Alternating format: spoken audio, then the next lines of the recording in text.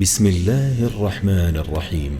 الحمد لله الذي أنزل على عبده الكتاب ولم يجعل له عوجا قيما لينذر بأسا شديدا من لدنه ويبشر المؤمنين الذين يعملون الصالحات أن لهم أجرا حسنا ماكثين فيه أبدا وينذر الذين قالوا اتخذ الله ولدا ما لهم به من علم ولا لآبائهم كبرت كلمة تخرج من أفواههم إن يقولون إلا كذبا فلعلك باخع نفسك على آثارهم إن لم يؤمنوا بهذا الحديث أسفا إنا جعلنا ما على الأرض زينة لها لنبلوهم أيهم أحسن عملا وإنا لجاعلون ما عليها صعيدا جرزا أم حسبت أن أصحاب الكهف والرقيم كانوا من آياتنا عجبا إذ أوى الفتية إلى الكهف فقالوا ربنا آتنا من لدنك رحمة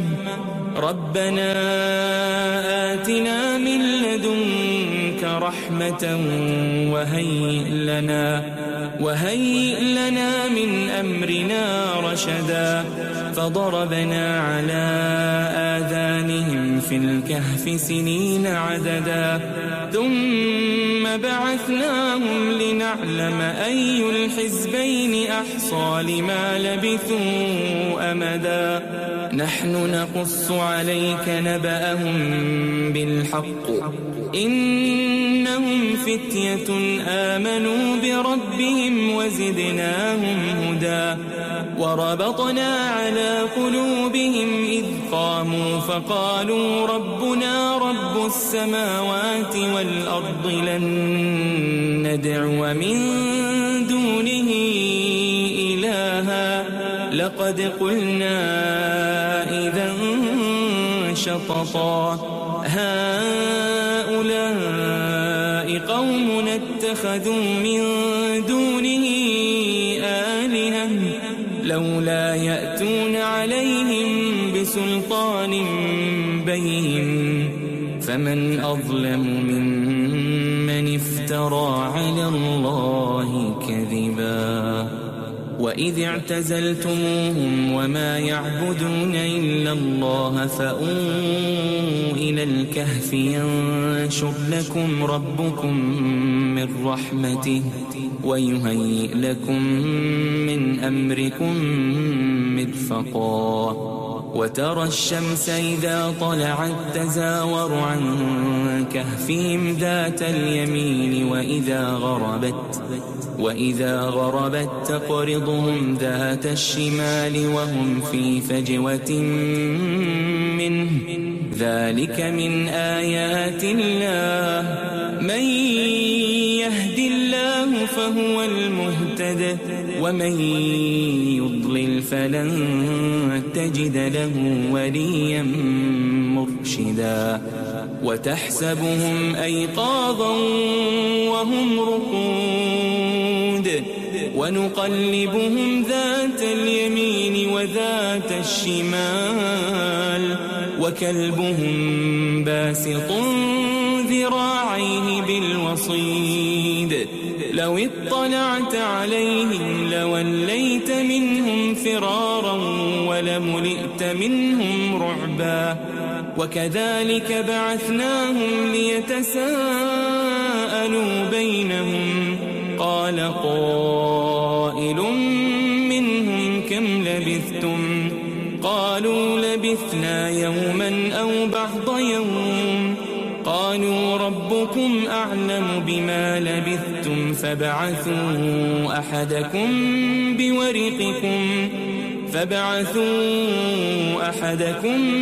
بورقكم هذه إلى المدينة فلينظر أيها أزكى طعاما فليأتكم برزق منه وليتلطف ولا يشعرن بكم أحدا إنهم إن يظهروا عليكم يرجموكم أو يعيدوكم في ملتهم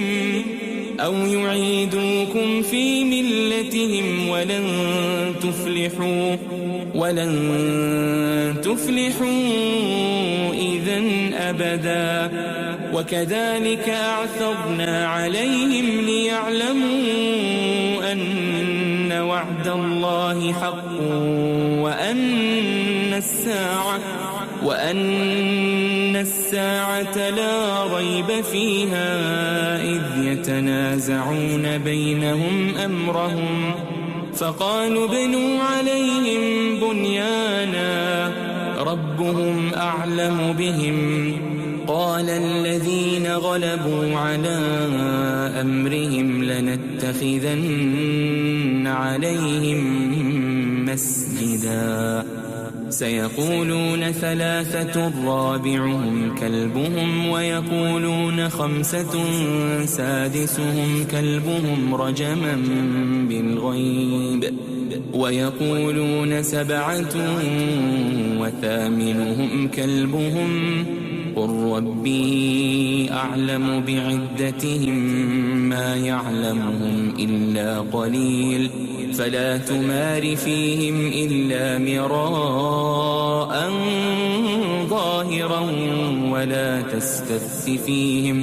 ولا تستفت فيهم منهم أحدا ولا تقولن لشيء إني فاعل ذلك غدا إلا أن يشاء الله واذكر ربك إذا نسيت وقل عسى أن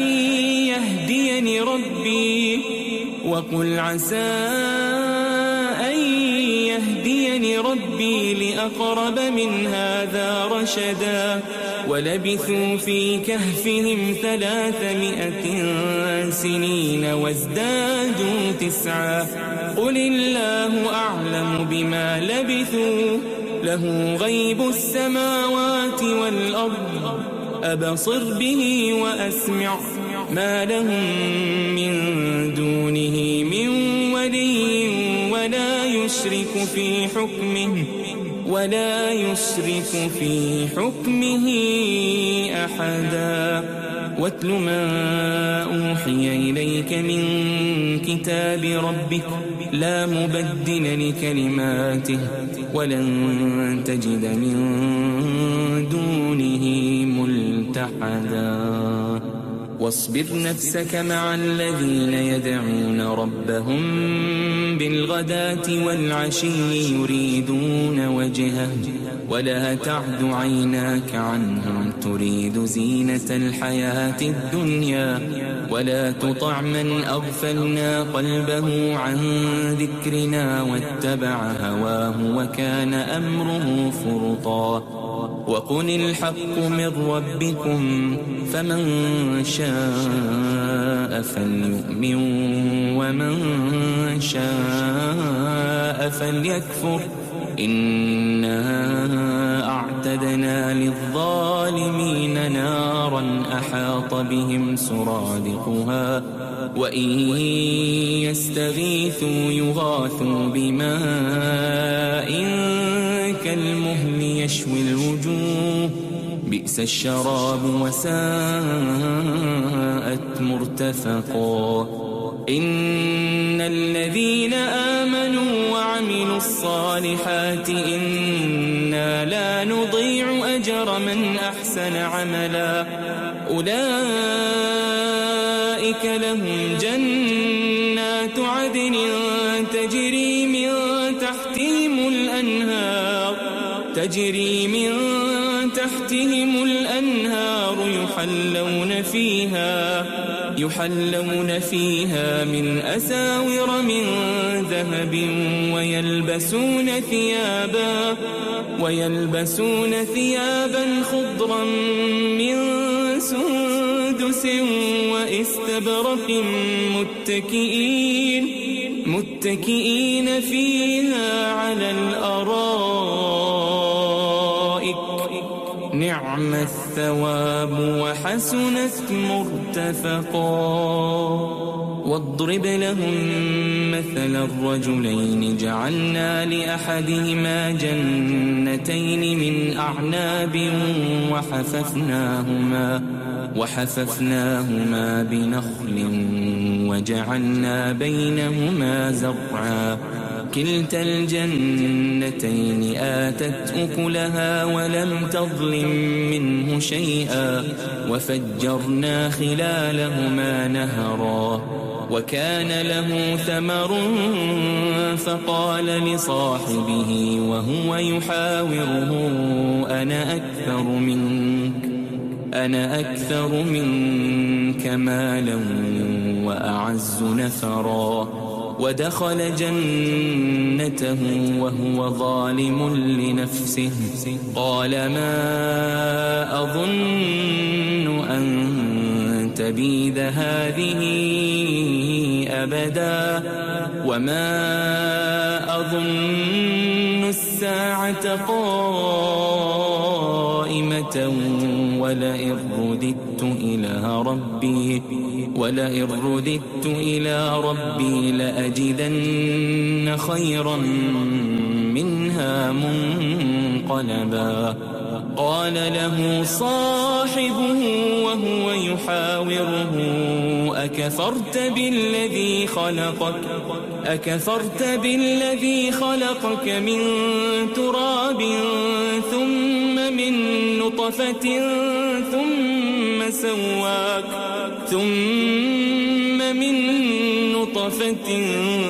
ثم سواك رجلا لكن هو الله ربي ولا أشرك بربي أحدا. ولولا إذ دخلت جنتك قلت ما شاء الله لا قوة إلا بالله إن ترني أنا أقل منك مالا وولدا فعسى ربي أن يؤتيني خيرا من جنتك ويرسل عليها حسبانا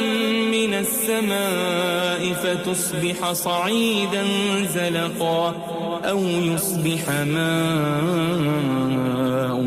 غورا فلن تستطيع له طلبا. وأحيط بثمره فأصبح يقلب كفيه على ما أنفق فيها وهي خاوية على عروشها ويقول يا ليتني لم أشرك بربي أحدا. ولم تكن له فئة ينصرونه من دون الله وما كان منتصرا. هنالك الولاية لله الحق هو خير ثوابا وخير عقبا. واضرب لهم مثل الحياة الدنيا كماء أنزلناه من السماء فاختلط به نبات الأرض فأصبح هشيما تذروه الرياح وكان الله على كل شيء مقتدرا. المال والبنون زينة الحياة الدنيا والباقيات الصالحات خير عند ربك ثوابا وخير أملا ويوم نسير الجبال وترى الأرض بارزة وحشرناهم فلم نغادر منهم أحدا وعرضوا على ربك صفا لقد جئتمونا كما خلقناكم أول مرة بل زعمتم أن لن نجعل لكم موعدا ووضع الكتاب فترى المجرمين مشفقين مما فيه ويقولون يا ويلتنا ما لهذا الكتاب لا يغادر صغيرة ولا كبيرة إلا أحصاها ووجدوا ما عملوا حاضرا ولا يظلم ربك أحدا وإذ قلنا للملائكة اسجدوا لآدم فسجدوا إلا إبليس كان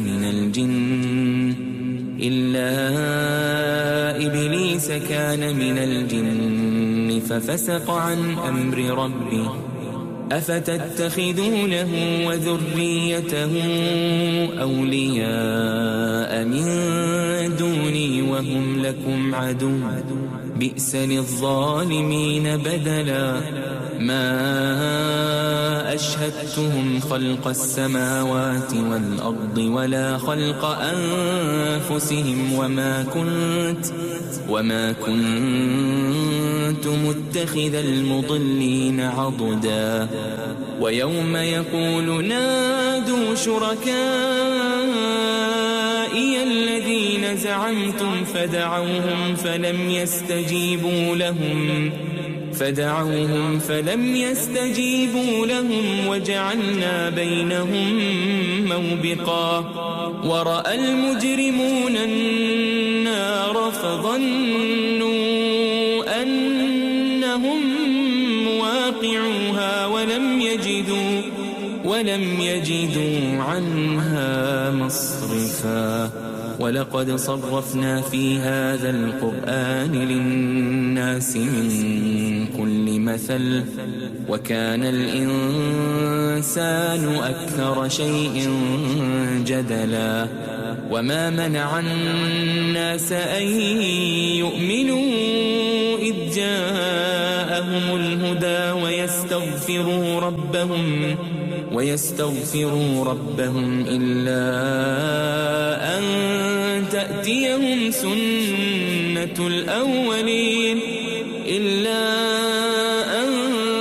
تأتيهم سنة الأولين أو يأتيهم العذاب قبلا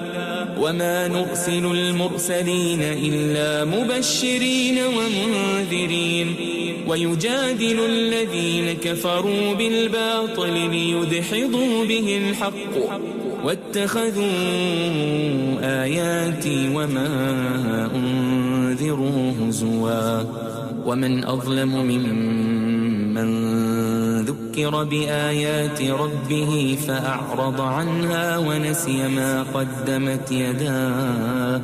إنا جعلنا على قلوبهم أكنة أن يفقهوا وفي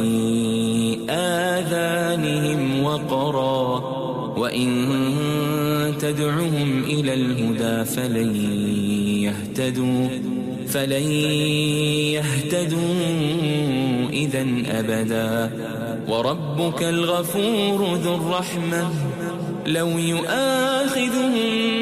بما كسبوا لعجل لهم العذاب بل لهم موعد لن يجدوا من دونه موئلا وتلك القرى أهلكناهم لما ظلموا وجعلنا لمهلكهم موعدا. وإذ قال موسى لفتاه لا أبرح حتى أبلغ مجمع البحرين أو أمضي حقبا. فلما بلغا مجمع بينهما نسيا حوتهما فاتخذ سبيله في البحر سربا. فلما جاوزا قال لفتاه آتنا غداءنا لقد لقينا من سفرنا هذا نصبا. قال أرأيت إذ أوينا إلى الصخرة فإني نسيت الحوت وما أنسانيه إلا الشيطان أن أذكره واتخذ سبيله في البحر عجبا. قال ذلك ما كنا نبغي فارتدا على آثارهما قصصا. فوجدا عبدا من عبادنا آتيناه رحمة من عندنا وعلمناه من لدنا علما. قال له موسى هل أتبعك على أن تعلمني مما علمت رشدا. قال إنك لن تستطيع معي صبرا وكيف تصبر على ما لم تحط به خبرا. قال ستجدني إن شاء الله صابرا ولا أعصي لك أمرا. قال فإن اتبعتني فلا تسألني عن شيء حتى أحدث لك منه ذكرا. فانطلقا حتى إذا ركبا في السفينة خرقها قال أخرقتها لتغرق أهلها لقد جئت شيئا إمرا. قال ألم أقل إنك لن تستطيع معي صبرا. قال لا تؤاخذني بما نسيت ولا ترهقني من أمري عسرا. فانطلقا حتى إذا لقيا غلاما فقتله. قال أقتلت نفسا زكية بغير نفس لقد جئت شيئا نكرا. قال ألم أقل لك إنك لن تستطيع معي صبرا. قال إن سألتك عن شيء بعدها فلا تصاحبني قد بلغت من لدني عذرا. فانطلقا حتى إذا أتيا أهل قرية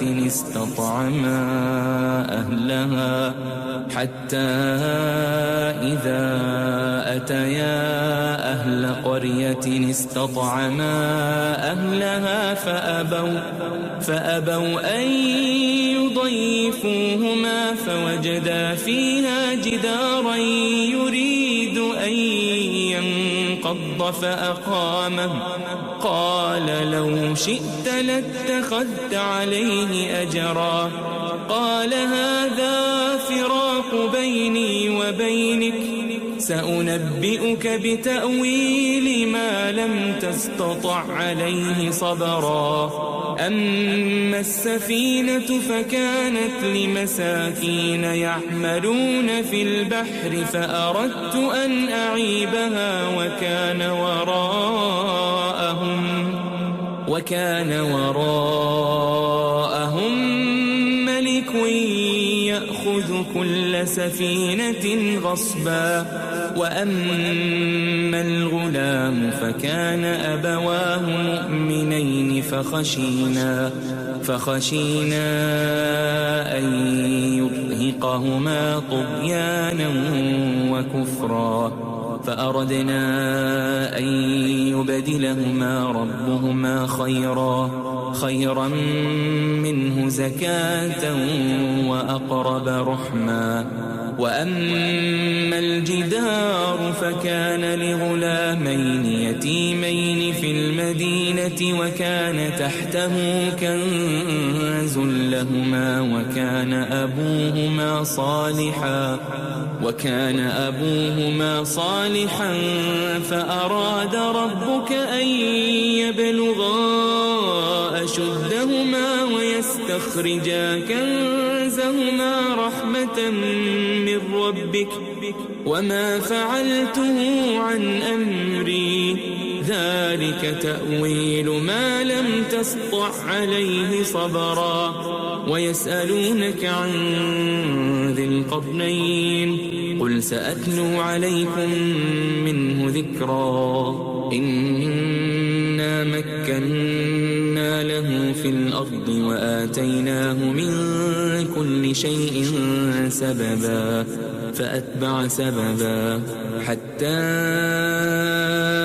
إذا بلغ مغرب الشمس وجدها تغرب في عين حمئة ووجد عندها قوما قلنا يا ذا القرنين إما أن تعذب وإما أن تتخذ فيهم حسنا قال أما من ظلم فسوف نعذبه ثم يرد إلى ربه فيعذبه عذابا نكرا وأما من آمن وعمل صالحا فله جزاء الحسنى وسنقول له من أمرنا يسرا ثم أتبع سببا حتى إذا بلغ مطلع الشمس وجدها تطلع على قوم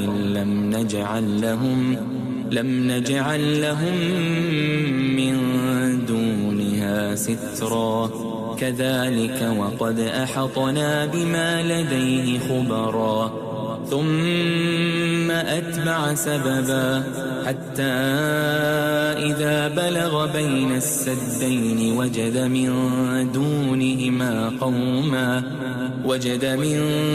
دونهما قوما لا يكادون يفقهون قولا قالوا يا ذا القرنين إن يأجوج ومأجوج مفسدون في الأرض فهل نجعل لك خرجا على أن تجعل بيننا وبينهم سدا قال ما مكني فيه ربي خير فأعينوني بقوة أجعل بينكم وبينهم ردما آتوني زبر الحديد حتى إذا ساوى بين الصدفين قال انفخوا حتى إذا جعله نارا قال آتوني أفرغ عليه قطرا فما استطاعوا أن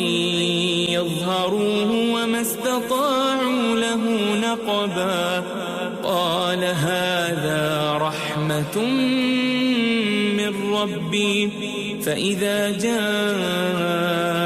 وعد ربي جعله دكاء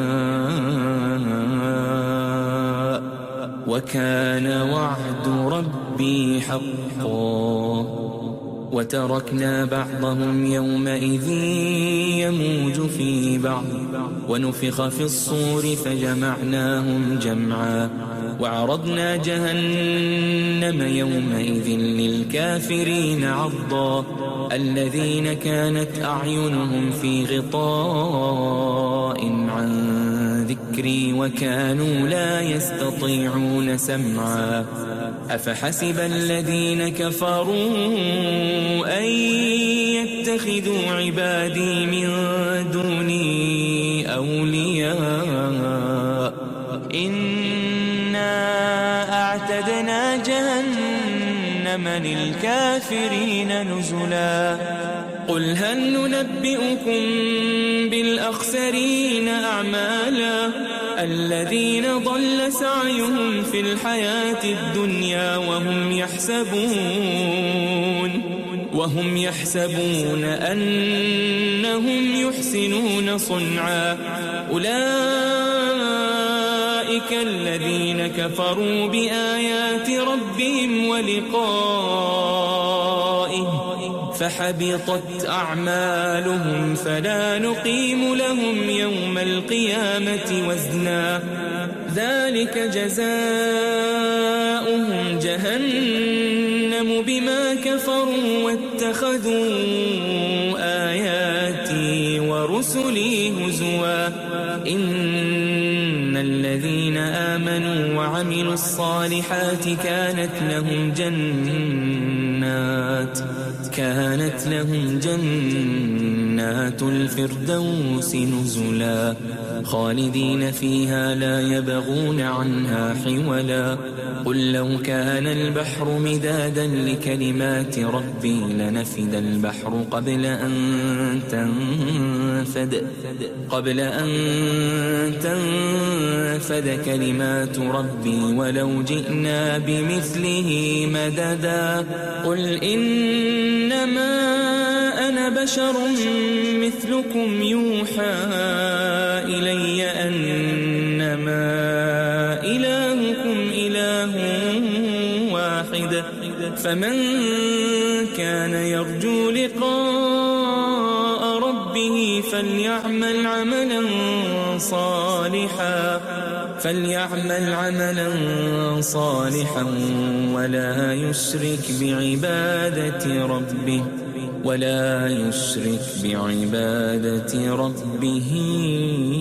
أحدا.